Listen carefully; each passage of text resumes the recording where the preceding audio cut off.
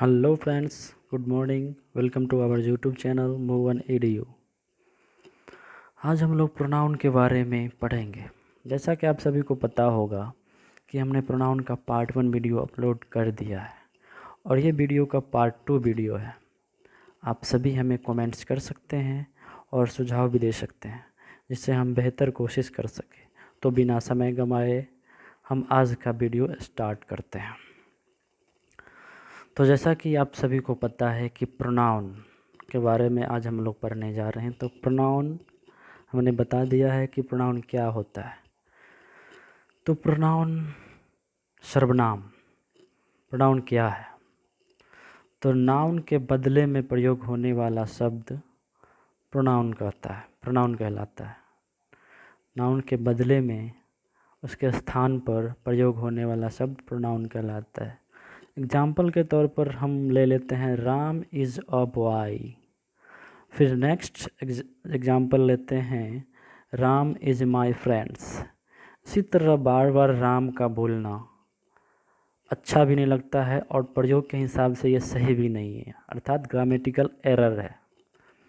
तो इसलिए पहली बार हम उसका प्रयोग करेंगे राम इज़ अ बॉय और नेक्स्ट लिखेंगे तो राम की जगह पर उसका प्रोनाउन ही का प्रयोग करेंगे, ही इज़ माई फ्रेंड। तो आई होप कि आप लोग समझ गए होंगे कि प्रोनाउन क्या है। तो हमने प्रोनाउन का बाकी बता दिया था। तो आज हम लोग चलते हैं इंडेफिनिट प्रोनाउन के बारे में। इंडेफिनिट प्रोनाउन के बारे में जानेंगे कि इंडेफिनिट प्रोनाउन क्या है। तो इंडेफिनिट का अर्थ ही होता है अनिश्चित। इंडेफिनिट प्रोनाउन इंडेफिनिट, अनिश्चित और सर्वनाम। तो इसके बारे में हम जानते हैं। All pronouns which refer to persons or things in a general way। सभी प्रोनाउन सामान्य रूप से, सामान्य तरीके से सभी प्रोनाउन जो सभी व्यक्तियों को और वस्तुओं को सूचित करता है and do not refer to any particular persons, और कोई पर्टिकुलर मतलब कि खास व्यक्ति या वस्तु को सूचित नहीं करता है, इंडेफिनिट प्रोनाउन कहलाता है। एग्जाम्पल ले लेते हैं somebody has stolen my pen। कोई मेरा घड़ी चुराया या किसी ने मेरी घड़ी चुराई। तो अब किसने चुराई ये मुझे पता नहीं है, लेकिन चुराई है मतलब अनिश्चित है कि हम कह नहीं सकते हैं कि मेरी घड़ी आपने चुराई या उसने चुराई। तो अर्थात ये अनिश्चित है, इंडेफिनिट है। तो तो इसलिए इसको हम इंडेफिनिट प्रोनाउन बोलते हैं या कहते हैं। अर्थात इसमें somebody जो कि अंडरलाइन किया गया है, ये इंडेफिनिट प्रोनाउन होगा। नेक्स्ट एग्जांपल है did you ask anybody to come. क्या आप किसी को आने के लिए पूछ सकते हैं। तो इसमें किसी को भी पूछ सकते हैं। अब किसको पूछ सकते हैं ये पता नहीं है, किसी को अनिश्चित है मतलब इंडेफिनिट है। अर्थात इसमें एनीबॉडी अंडरलाइन किया गया वर्ड इंडेफिनिट प्रोनाउन होगा। Next no one is here, कोई यहाँ नहीं है, इंडेफिनिट है। तो नेक्स्ट चलते हैं हम डिस्ट्रीब्यूटिव प्रोनाउन। तो डिस्ट्रीब्यूटिव का अर्थ पहले हम समझ लेते हैं। डिस्ट्रीब्यूटिव मीन्स होता है बांटना, डिस्ट्रीब्यूट बांटना। तो इच, इसका जो डेफिनेशन है, each either neither are called distributive pronouns. Each either और नाइदर को डिस्ट्रीब्यूटिव प्रोनाउंस कहा जाता है because they refer to persons और things one at a time. चूँकि वे व्यक्तियों को और वस्तुओं को एक ही समय एक साथ सूचित करता है। For this reason they are always singular. इसी कारण वे हमेशा सिंगुलर रूप में होते हैं। And followed by the verb in singular verb, और इसके साथ सिंगुलर वर्ब का प्रयोग होता है।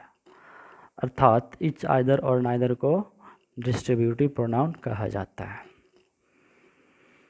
तो नेक्स्ट कुछ एग्जाम्पल ले लेते हैं। Each of the boys received a reward.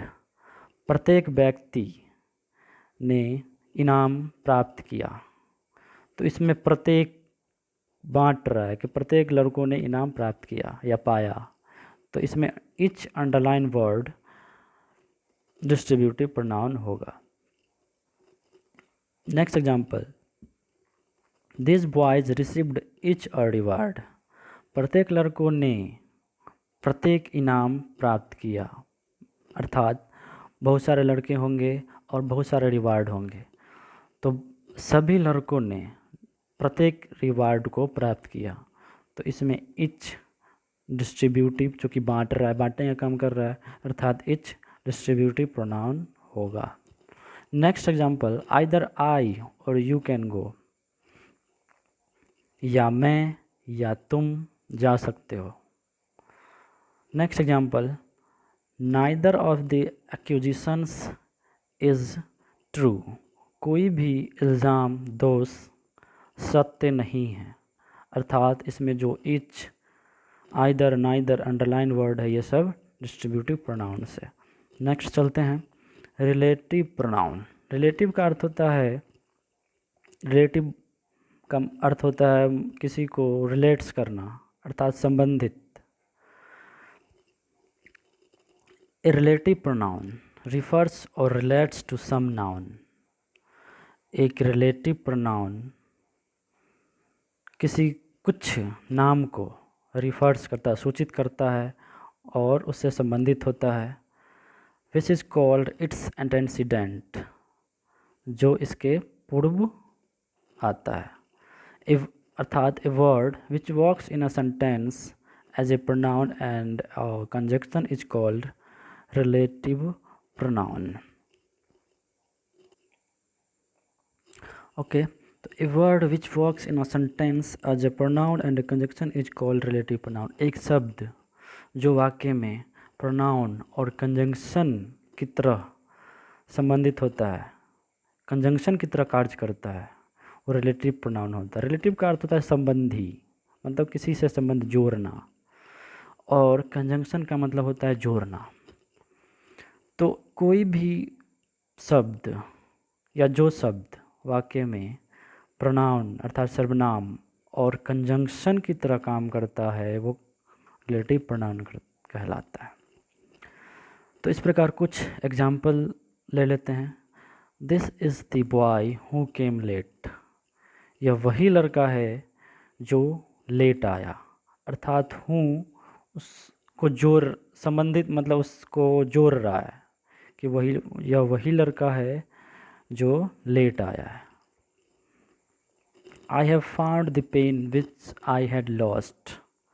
मैंने कलम पाया जिसको मैंने खो दिया था, अर्थात उस कलम की बात हो रही है जिसको मैंने खो दिया था, अर्थात विच उससे रिलेटेड है, संबंधित है, उसको जोड़ रहा है।